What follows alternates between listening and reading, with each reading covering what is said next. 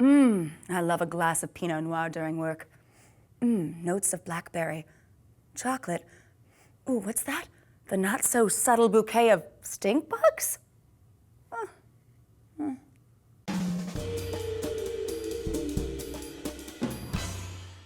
Hello, winos. It's Natalia for D News. When it comes to producing wine, vineyards have many elements to contend with, like rainfall, soil conditions, and stink bugs that hitch a ride into the wineries. Yes, brown marmorated stink bugs enjoy feeding on grapes and end up becoming one with the wine, as they are hard to find and remove because they're a similar color to the grapes. And when stressed during the pressing process, the stink bugs, true to their name, emit an unpleasant smelling compound, E2-decenol.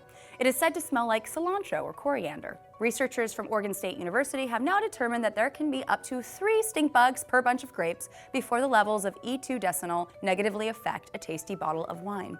You'd think that'd keep me from drinking wine, but it won't. Almost no commercially produced foods is going to be completely devoid of what the FDA calls filth. The filth in our food includes insect fragments, grubs, rodent hairs, and rodent excrement. The FDA says, quote, "It is economically impractical to grow, harvest, or process raw products that are totally free of non-hazardous, naturally occurring, unavoidable defects." So what other undesirable critters are in your food? I hope you're not eating. Aphids love to get in your garden, so it should come as no surprise that they're in your produce. The FDA estimates that there are about 60 aphids per 100 grams of frozen broccoli and 30 aphids per 100 grams of Brussels sprouts. And that jar of peanut butter in your cupboard has, on average, 30 insect fragments and 1 rodent hair per 100 grams. The FDA states there is an average of 9 milligrams of rodent excrement, pellets, and pellet fragments in 1 kilogram of wheat. Anyone want a sandwich?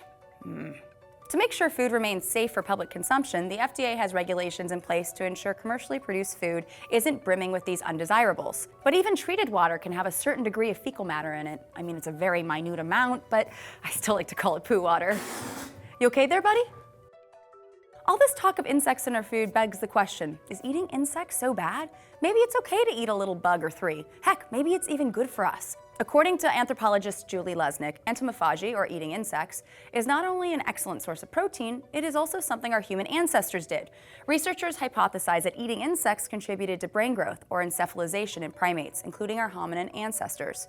In terms of nutritional value, dried crickets are roughly 60% protein and have more calcium than milk. Because of these stats, cricket flour has become all the rage recently, with cricket protein bars and baked goods being sold throughout the U.S. In fact, it seems the U.S. is behind the times because people throughout the world have been eating insects for centuries, from crickets to mealworms to locusts to flies. In 2013, the UN urged people to eat insects in hopes of curbing worldwide hunger, stating that at least 2 billion people were already using insects as a dietary supplement. Perhaps we ought to reconsider the idea that eating insects is unclean or gross. So next time you're at a restaurant, let your waiter know you'd like to have that extra fly in your soup.